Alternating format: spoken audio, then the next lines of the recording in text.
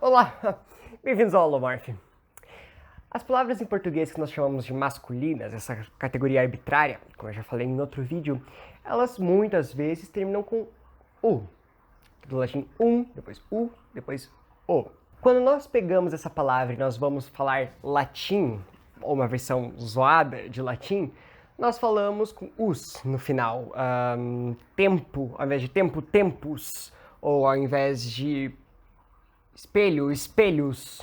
E no islandês é muito fácil perceber que nós temos muitos nomes masculinos que terminam com ur.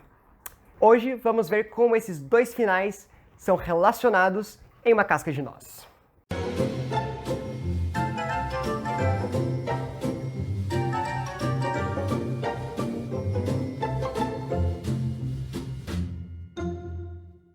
O vídeo de hoje é uma curiosidade muito interessante. Talvez você não saiba, mas o latim veio de uma língua anterior e essa língua deu origem a outras línguas da Europa também. Bom, nós estamos falando, se você já conhece o canal há um tempo, do proto-indo-europeu. E hoje nós vamos comparar os finais do latim, us, do grego, os, e do islandês moderno, ir. E, bom, claro, no latim nós temos o atual e por aí vai. E esse final era usado nas palavras masculinas lá no proto-indo-europeu, a língua falada milênios antes de Cristo. E o final no proto-indo-europeu era os. Bom, é basicamente isso. Agora vamos ver alguns exemplos. Essa daqui é a palavra indo-europeia para cavalo. Eu não ouso pronunciá-la. E ela deu origem à palavra em latim equus. Portanto, esse final os virou os. Em latim, esse os não é um u, é mais um o, como no final da palavra gato, em português. Originou o grego hippos. Então, continuou algo mais parecido com os, no grego antigo. E em proto-germânico, o antepassado das línguas germânicas, virou erhuas. E isso vale para muitas outras palavras. Por exemplo, em latim, o nome Julius, é a palavra dominus. Ou no grego antigo, Homeros, ou Helios.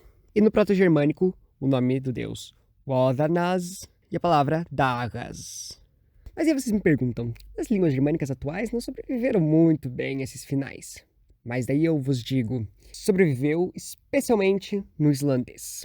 Pega essa palavra dagas, ela deu origem ao nórdico antigo dagr, e esse gr ocorreu uma epêntese e se tornou dagr. Então nós temos as, que virou mais um r, tipo um som r, um meio termo, dagr, e depois dagr, e depois dagr. Isso é um fenômeno chamado rotacismo, essa transformação num som de R, entre aspas, um R. Esse som, eu já falei antes, aconteceu no latim, como por exemplo a palavra corpus, que tem o plural corpora, porque antigamente era corpus e corpesa, depois corpesa e depois corpora. Esse Z virou um R.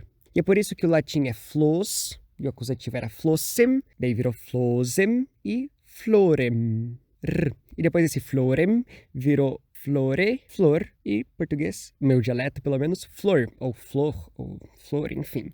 E é por isso que em latim é flos e não flor, e em português é flor. Muito louco, né? E por fim, um exemplo que sobreviveu, e para facilitar bastante, a gente tem essa palavra indo-europeia que significa lobo. Em latim essa palavra virou lupus, então ao final us. Em grego antigo virou lukos, que atualmente é likos. E em proto-germânico virou wolfas, que virou em inglês wolf. Mas esse wolfas também virou no nórdico antigo ulvr e o atual islandês ulvur, que continua significando lobo. E é claro, essa palavra foi para outras línguas indo-europeias também, como por exemplo o proto-indo-iraniano, que virou essa palavra aqui, que depois virou sânscrito, essa aqui, que depois foi para o hindi, etc, etc, etc. E se gostou de saber dessa curiosidade, curte esse vídeo aí embaixo. Comenta aí embaixo qualquer coisa, se inscreve no canal se você não for inscrito e se você for inscrito, clica aí nesse sininho para que você receba a notificação quando sair os próximos vídeos. Segue o Holomorph nas redes sociais, elas estão todas aí embaixo na descrição. E como sempre, salve!